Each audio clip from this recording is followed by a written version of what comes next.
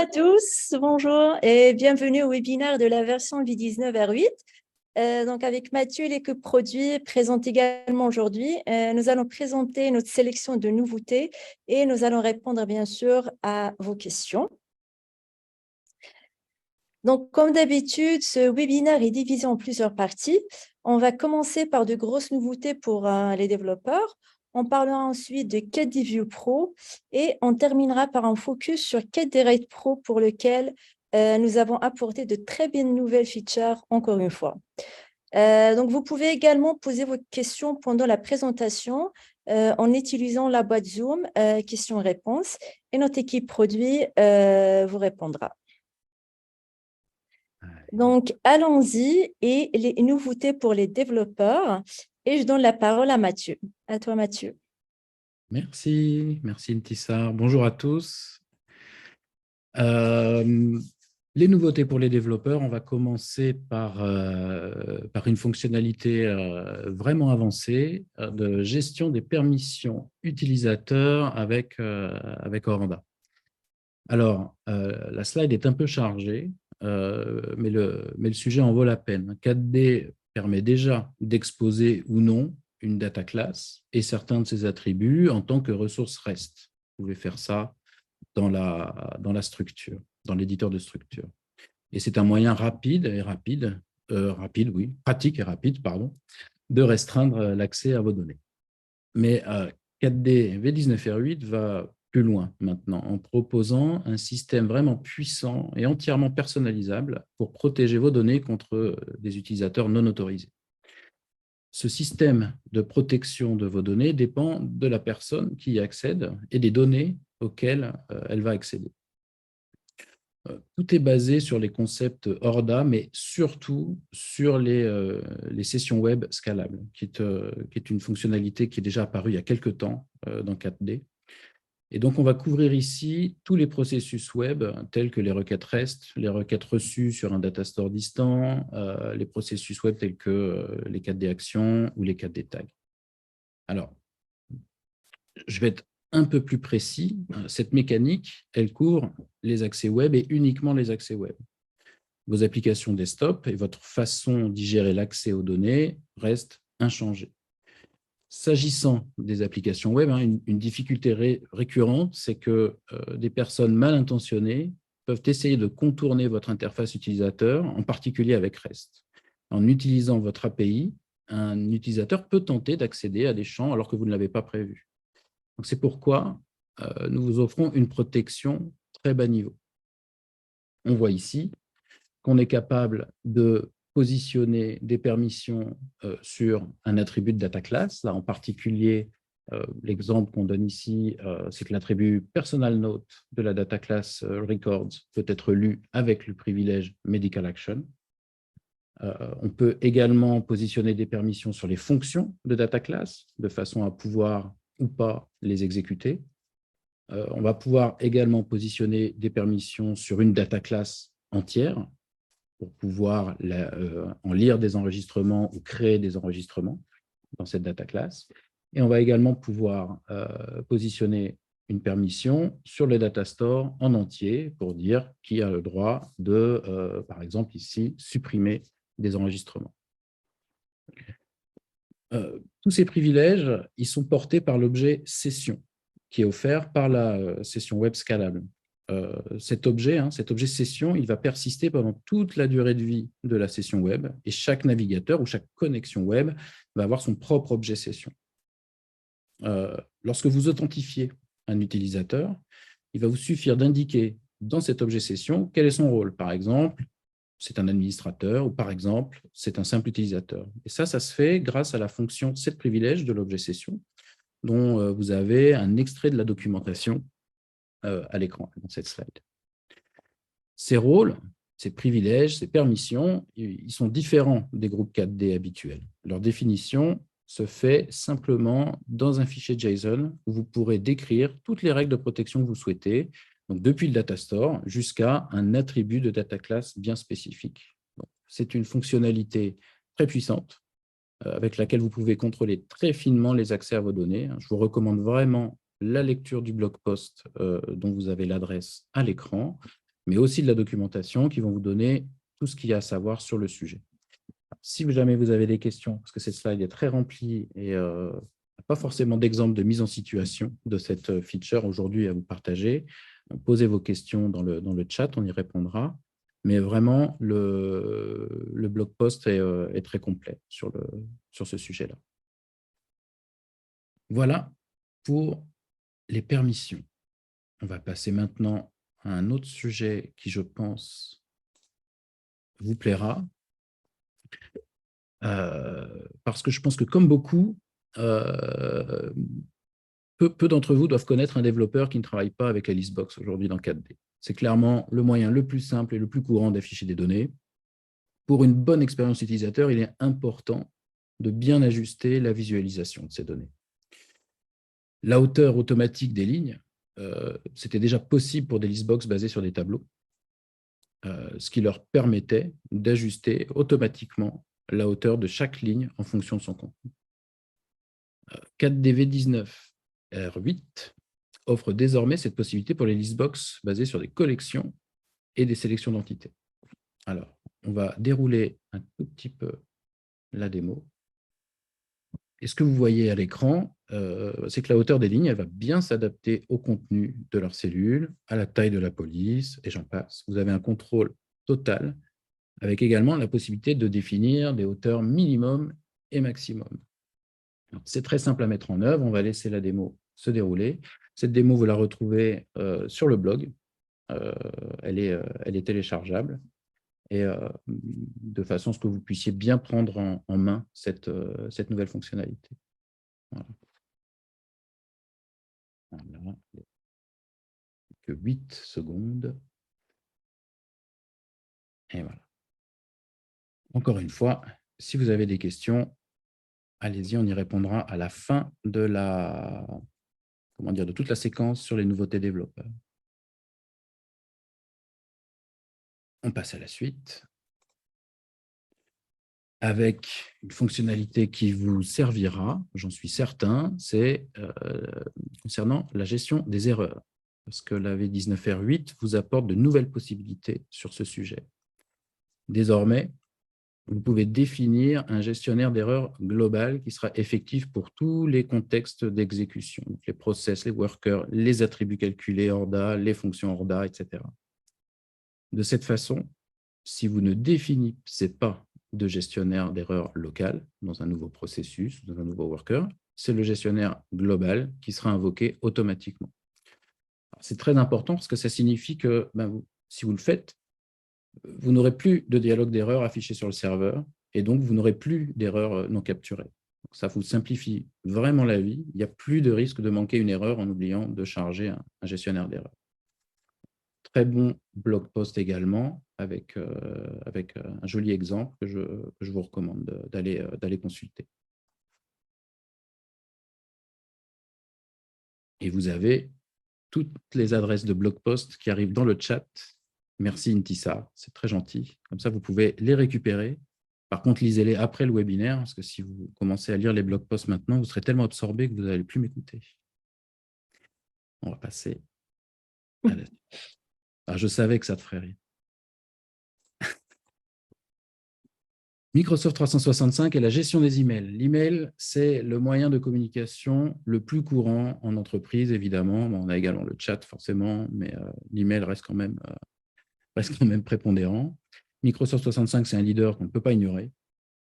Et l'intégration de Microsoft 365 pour la réception, l'envoi et le traitement de courrier électronique dans une application d'entreprise, c'est vraiment un argument de vente important pour votre solution.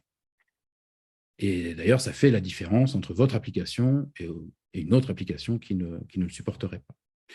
Alors, vous le savez peut-être déjà, 4D NetKit, c'est un composant intégré à 4D qui vous permet d'interagir avec des services web tiers et leurs API, tels que Microsoft Graph.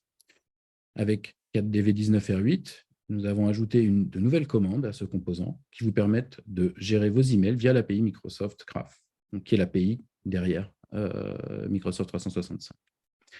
Donc, ces commandes, elles vous servent à recevoir des emails et lister les dossiers de vos boîtes mail, déplacer un email d'un dossier à un autre, répondre à un email et créer une conversation, créer un brouillon d'email et le sauvegarder dans le dossier de votre choix, supprimer un email, etc. Donc, c'est un sujet qui est très vaste. Encore une fois, le blog post, il est indispensable, la documentation également. Et c'est un sujet, quand je dis vaste, qui apporte aussi une petite joyeuseté dans la façon de se connecter à Microsoft 365 à travers le protocole Host2. C'est toujours un peu délicat la première fois, mais quand on comprend comment ça fonctionne, après, ça se passe très bien. Il y a déjà eu pas mal d'interactions sur le forum. Les gens s'entraident beaucoup sur ce sujet-là. Donc, je vous invite à regarder et comment dire, à consulter le forum si vous avez des difficultés là-dessus. Alors, bien sûr, vous pouvez continuer à utiliser IMAP, par exemple, mais de plus en plus, ça demandera aux administrateurs de vos clients de l'autoriser dans Microsoft 365, ce qui ne sera pas toujours facile ou possible du fait des politiques de sécurité. C'est pareil chez Google et c'est pour ça aussi que nous entamons les travaux sur le sujet Google. Alors, la bonne nouvelle, hein, c'est que les commandes que nous proposons pour Microsoft, elles sont presque identiques à ce qui est proposé pour IMAP. Donc, il va vous suffire de choisir un transporteur différent, mais le reste du code va se comporter peu ou prou de la même manière, à ceci près que dans le monde Microsoft, vous aurez des fonctionnalités supplémentaires par rapport à IMAP. Voilà. Et je vais continuer avec le SDI sous Windows. Alors, depuis un certain temps déjà, 4D vous permet de délivrer des applications Windows en mode SDI. En termes d'expérience utilisateur, c'est bien meilleur que ce que permet le MDI. Le petit problème qu'on avait jusqu'à présent, jusqu'à 4D V19R8, c'est que tester ces applications était plus difficile, car il fallait toujours les builder au préalable, et en cas de changement fréquent, ça pouvait être assez fastidieux. Avec la V19R8, vous voyez à l'écran, tester une application en SDI, c'est maintenant un jeu d'enfant. Vous pouvez visualiser votre application sans avoir à la générer. Il suffit de sélectionner Test application dans le menu et tout va bien. Donc, c'est très simple comme fonctionnalité, mais ça va vraiment vous faciliter la vie si vous déployez des applications Windows en mode SDI.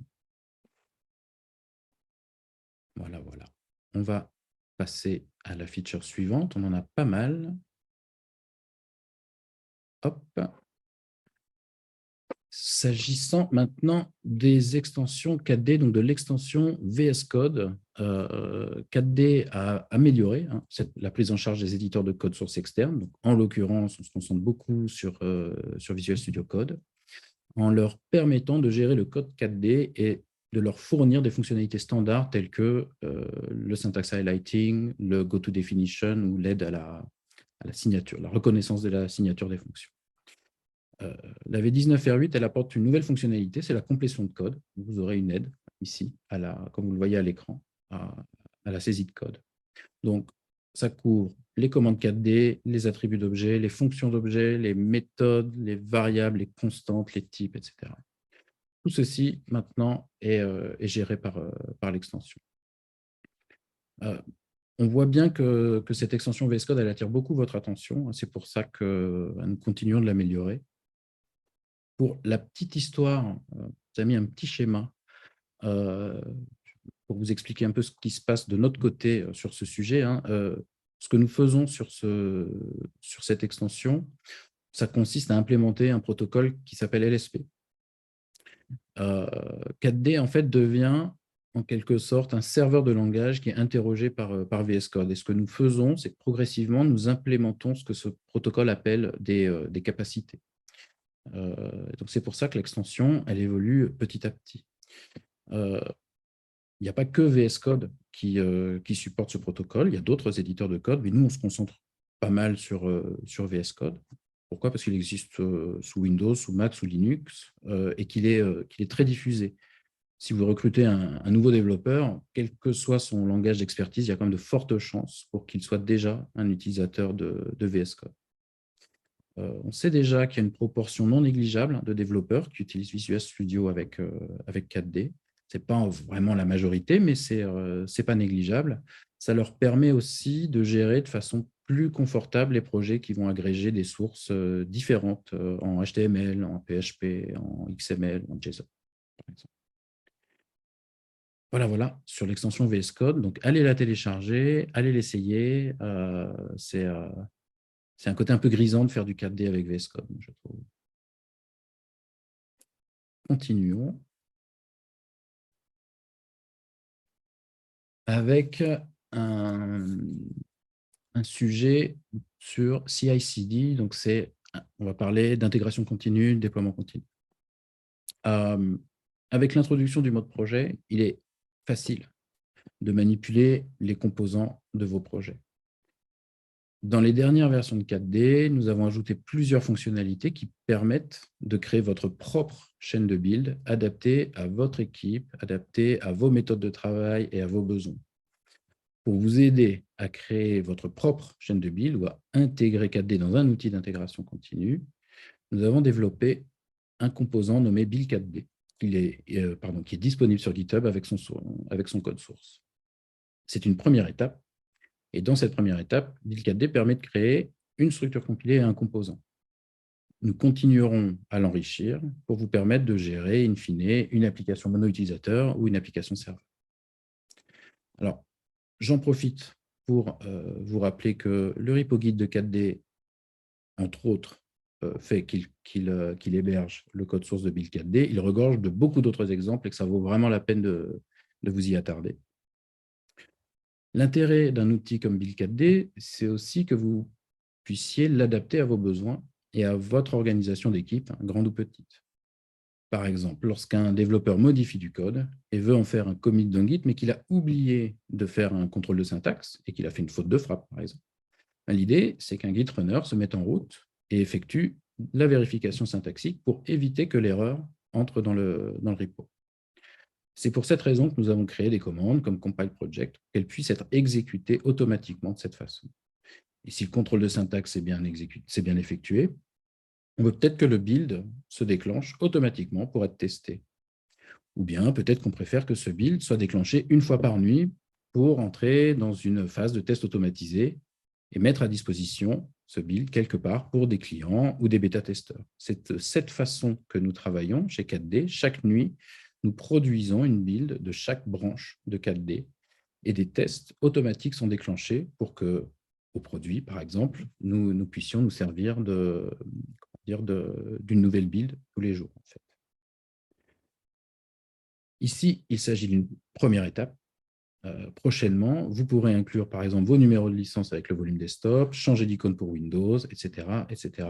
Tout ce dont vous aurez besoin pour gérer une application mono-utilisateur ou une application serveur. Voilà. Donc, il y a un petit exemple d'utilisation du composant à l'écran. Encore une fois, rien ne vaut la lecture du blog post. Et j'en ai terminé pour les points forts de la V19R8 pour les développeurs. On va faire une petite pause, pas une pause café, mais une pause question. Alors, je vois qu'il y a déjà eu 2 questions répondues. La première, donc on nous remonte que ViewPro dans la R8 est devenu plus rapide, certes. Bon, merci déjà. Alors, une question sur les permissions de data class. Est-ce qu'elles s'appliquent aussi aux accès via une relation? Je pourrais préciser un tout petit peu plus, mais oui, je pense que oui. Il n'y a pas de raison. Il n'y a pas de raison que ce ne soit pas le cas. Marie-Sophie pourra peut-être vérifier, mais il n'y a pas de raison que ce ne soit pas le cas. Question sur la facturation électronique sera un incontournable dès 2024 où on est 4D, on est sur le sujet. On est sur le sujet, on en a discuté pas plus tard qu'il n'y a pas longtemps. Voilà. Et vous serez prévenus dès que ce sera fait. Devons-nous passer à VS Code pour avoir des onglets dans l'éditeur de méthode? Autrement dit, à quand les onglets pour les utilisateurs Windows? Bonne question. Je ne sais pas si sur le forum, on a déjà une demande de feature sur ce point-là. C'est possible. Je sais qu'on a un gros fil de discussion sur la modernisation de l'éditeur de code. Il pourrait faire peut-être un point spécifique. Le problème, c'est que dans ce fil de discussion, on a énormément de demandes. Si on acceptait la feature request telle qu'elle, il pourrait refondre complètement l'éditeur 4D. Si vous avez une demande ou un besoin particulier sur l'onglet, sur les onglets, peut-être que faire cette feature request uniquement celle-là et voir s'il y a du répondant et des votes, ça pourrait nous motiver davantage que d'avoir à absorber la montagne complète. Voilà, non, je ne pense pas qu'il faille passer forcément à VS Code juste pour les onglets. Si vous passez à VS Code, c'est que vous avez d'autres besoins que juste les onglets, je pense. Question sur les permissions sur les data classes qui s'appliqueraient également aux accès via une relation. Donc, Marie-Sophie a répondu que oui, c'est géré. Mais les permissions configurées sur une relation doivent être cohérentes avec les permissions configurées sur la data class ciblée par la relation. Voilà. Mais vraiment, le mieux, c'est d'aller consulter le blog post. On va passer à la suite donc avec 4D View Pro et 4D Write Pro. On est bien dans l'agenda. Alors, sur ces deux produits, avec l'AR8, nous apportons une nouvelle fonctionnalité pour chacun. Mais vous allez voir, ce sont des fonctionnalités vraiment importantes et vraiment utiles. Commençons par 4D View Pro. Les tableaux sont un élément essentiel dans les documents 4D View Pro. Forcément, c'est un tableur à la base. C'est pourquoi nous avons réalisé de nombreuses avancées dernièrement concernant les tableaux dans les versions précédentes de 4D. 4D V19R8 ajoute une nouvelle fonctionnalité qui vous permet de personnaliser l'aspect de ces tableaux de manière à ce qu'ils s'intègrent parfaitement au reste de votre document. Donc, désormais, la commande VP7Table offre la possibilité d'appliquer par programmation l'un des plus de 60 styles de tableaux prédéfinis. Et si aucun de ces styles ne répond à vos besoins, vous pouvez définir votre propre thème et l'appliquer à votre tableau. On a une petite démo à l'écran. Ici, voilà. Donc, vous le voyez, vous voyez différentes possibilités ici d'appliquer des thèmes à une zone 4D View Pro. Vous avez un contrôle total sur ce que vous souhaitez faire ou proposer à vos clients utilisateurs au niveau des polices, des couleurs de fond, des lignes, des tailles de caractères, etc. etc. Cette démo, elle est disponible dans le blog. Pareil, pour que vous puissiez vous approprier ces nouvelles fonctionnalités. Je rappelle bien sûr qu'à partir de vos données 4D et à l'aide des data contexts de 4D View Pro, un data context qui porterait une entity sélection, vous avez maintenant de quoi créer facilement de très beaux rapports et les exporter dans Excel ou les imprimer en PDF. Je pense que la petite démo est terminée.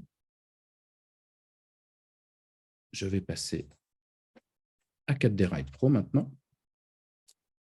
Et là, la fonctionnalité, elle est, je dirais, encore plus marquante. Dans 4D Write Pro, nous apportons maintenant des zones de texte. Alors, par zone de texte, il faut comprendre zone de texte flottante. C'est une pierre de plus à l'édifice qui fait de 4D Write Pro un générateur de documents avancé et basé sur des modèles. On l'a déjà dit et répété dans nos sessions précédentes, 4D Write Pro, c'est bien plus qu'un traitement de texte. Donc, pensez ici à comment créer un document avec une zone pour l'adresse d'un client ou avec une image particulière pour un client, avec un message promotionnel ou avec un code de réduction. C'est déjà faisable avec 4D Write Pro, mais vous pouviez rencontrer des difficultés pour positionner le texte exactement au bon endroit dans le document. Donc, avec 4D V19R8, c'est maintenant très facile grâce aux nouvelles zones de texte, donc zones de texte flottantes. En fait, une zone de texte flottante, c'est une zone de n'importe quelle taille qui va contenir du texte, des images ou des tableaux. Et elles peuvent être utilisées de manière très différente. Alors, on va voir un exemple encore à l'écran. Dans cet exemple, en fait, on utilise une zone de texte dont on peut définir les dimensions. Voilà, en hauteur et en largeur. Et cette zone de texte, elle contient une adresse. On va insérer cette zone dans le document et on va pouvoir la positionner exactement où bon nous semble. Par exemple, en Allemagne, l'adresse va être plutôt sur le côté gauche, en France, elle va être plutôt sur le côté droit. On voit aussi qu'on peut prévisualiser les données pour ajuster au mieux la taille de la zone ou sa mise en forme avec ce qu'elle va recevoir. Alors, je suis sûr que vous avez des dizaines de cas d'usage différents qui peuvent être couverts par cette fonctionnalité. Et rappelez-vous bien que ce que nous appelons là une zone de texte flottante, ça ne contient pas que du texte, en fait. Elle peut contenir n'importe quoi. Elle peut contenir un tableau, elle peut contenir des images, elle peut contenir tout ce que 4D Write Pro sait produire, en fait. Et bien sûr, vous pouvez avoir plusieurs zones flottantes sur une même page, par exemple. Il n'y a pas de limite particulière à ce niveau-là. Donc, c'est en fait, de zone de texte, c'est davantage un conteneur qu'il s'agit là. Donc, on a repris le terme zone de texte davantage parce que c'est comme ça que c'est dénommé dans le monde Microsoft, par exemple, mais on a ici quelque chose de plus puissant qu'une simple zone de texte. Voilà, donc l'exemple qui est ici, comme d'habitude, nous vous le délivrons dans le blog, téléchargeable, exécutable, etc. etc. Voilà, j'en ai terminé sur View et sur Write. Donc, si vous avez des questions, on a une question: à quand la gestion du mode sombre sur l'interface utilisateur de 4D View Pro? C'est une bonne question. Pareil, je ne sais pas si on a une demande de feature sur ce sujet-là dans le forum. On peut y penser, effectivement. On peut y penser.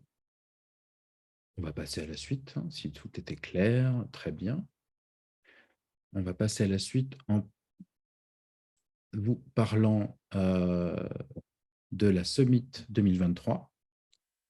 La Summit 2023, elle aura lieu à Atlanta et à Paris, donc au mois d'octobre prochain.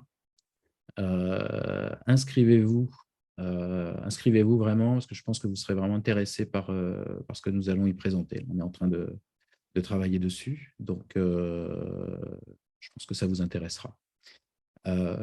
Au-delà de la Summit 2023, je vous invite également à participer à la bêta de 4D version 20. Donc, la bêta, elle vient de sortir. Vous connaissez notre rythme produit. La V20, elle apporte énormément de fonctionnalités. C'est vrai qu'avec l'Air 8, on est sur une release un peu plus contenue, je pense comparativement à la R7, hein, par exemple, qui était beaucoup plus chargée. Là, dans la V20, vous avez une bonne série de nouvelles features à aller manipuler. Donc allez-y, parce qu'avec cette version, elle sera maintenue pendant 2 ans. Donc, plus vous serez à la tester, à nous aider à trouver les bugs, mieux encore ce sera, en tout cas. Je vais voir, on a d'autres questions ici qui sont arrivées. Alors, on a bravo pour les textbox dans Write Pro, ça manquerait vraiment, merci. Merci, c'est Roland qu'il faut remercier, et puis les développeurs.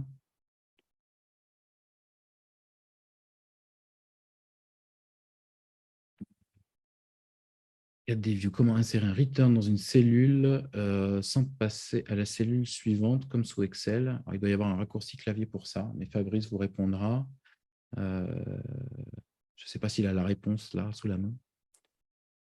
Et puis sinon, vous pouvez poser vite fait la question dans le forum. Je pense qu'il y aura des dizaines de personnes pour vous répondre. Et il semble que les data contexts sont plus rapides que VP import. Pourquoi? Je ne sais pas pourquoi. Est-il prévu d'avoir une vraie table des matières dans Write Pro? Pas à ma connaissance, ça n'est pas encore prévu. Pour cela, il faut nous faire une feature request sur le forum. Je vous assure qu'on le regarde régulièrement. Vous avez tellement d'idées qu'il faut qu'on trouve les bonnes à chaque fois. Il faut qu'on fasse la bonne sélection. Mais, alors, à moins il doit y avoir un moyen détourné, hein, Roland pourra probablement vous répondre là-dessus. La textbox est-elle orientable? La textbox, voilà. Elle est redimensionnable, mais pas orientable. Orda est moins rapide que la programmation classique. Alors, quand on a des liens, pas de relation, j'imagine. Est-ce normal? Je ne sais pas. Ça doit dépendre peut-être de de vos index ou de la façon de l'interroger. Je ne vois pas bien pourquoi. En tout cas, il faut travailler sur des exemples précis. Je ne sais pas si vous resimulez ça systématiquement.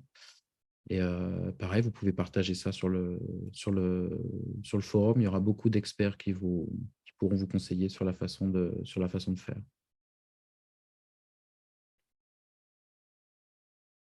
Et sur la table des matières, donc oui, la personne qui a demandé la table des matières, effectivement, m'a dit qu'il y a un workaround, mais avec un biais sur de très gros documents. Mais écoutez, moi, je vous invite à nous faire la demande dans le forum et à bien décrire votre problématique. Et moi, je pense que c'est tout à fait recevable comme demande, surtout pour un produit comme 4D Write Pro. Le raccourci clavier pour faire un return dans la cellule, c'est comme sous Excel, c'est Alt plus entrée dans 4D View Pro. Merci Fabrice. Heureusement que vous êtes là tous. Sur la partie optimisation Orda, effectivement, vous avez de quoi optimiser aussi beaucoup de choses dans Orda avec les contextes Orda. Il y a eu un blog post, je crois, pour la feature précédente, pour la feature release précédente ou celle d'avant. Mais il y a eu un gros travail de fait pour vous permettre d'optimiser vos requêtes Orda. Donc, on va... Ah, Marie-Sophie est en train de répondre. Ça fait un peu silence pendant que vous répondez. Vous pouvez aussi répondre à l'oral, hein, mes chers product owners. Si vous avez envie de s'y écrire, c'est trop long. Voilà. Terminer de dérouler la présentation pendant que les dernières réponses se font répondre. Les dernières questions se font répondre, pardon. Parce qu'on arrive au bout. On arrive au bout.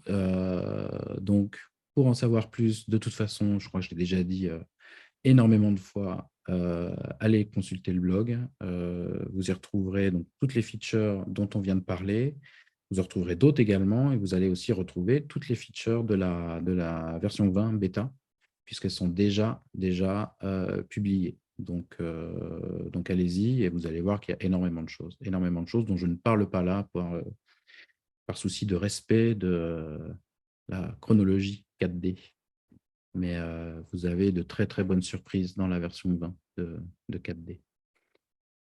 On va maintenant terminer. Je pense que vous allez recevoir à la suite de ce webinaire un petit sondage pour partager votre avis sur cette petite session.